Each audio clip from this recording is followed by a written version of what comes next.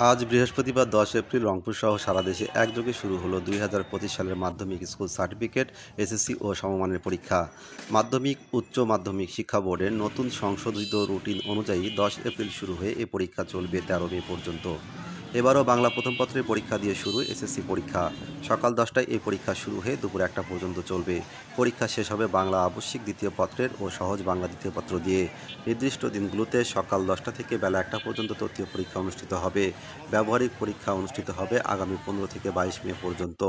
আজ সকাল ৮:৩০টার দিকে রংপুরের কয়েকটি কেন্দ্র ঘুরে দেখা গেছে কেন্দ্রের সামনে অসংখ্য পরীক্ষার্থী ও তাদের অভিভাবকদের অপেক্ষা করতে। পরীক্ষার্থীরা কেন্দ্রে প্রবেশের জন্য অপেক্ষা করছে। নিয়ম অনুযায়ী পরীক্ষা শুরুর আধ ঘন্টা আগে কেন্দ্রে প্রবেশ করতে হবে। পরীক্ষায় এবার মোট পরীক্ষার্থী ১৯,২৮,৯৭০ জন। জানা যায় এবার সারা দেশে ৩,৭১৫টি কেন্দ্রে অনুষ্ঠিত হচ্ছে শিক্ষা জীবনের অন্যতম গুরুত্বপূর্ণ এই পরীক্ষা। এবার মোট পরীক্ষার্থীর মধ্যে ছাত্রী ৯,৬৭,৭৩৯ জন এবং ছাত্র ৯,৬১,২৩১ জন। এর আগে ১৬ মার্চ এক বিজ্ঞপ্তিতে মাদ্রাসা শিক্ষা বোর্ড জানিয়েছিল ১৩ এপ্রিলের আরবি প্রথম পত্র পরীক্ষা অনুষ্ঠিত হবে ১৩ মে। এবার বাংলা প্রথম পত্র ও উচ্চতর গণিত পরীক্ষার তারিখ পরিবর্তন করা হলো। দাখিল পরীক্ষা ১০ এপ্রিল থেকে শুরু, শেষ হবে ১৫ মে। সাজিদুল করিম, সত্যের কণ্ঠ 24.com।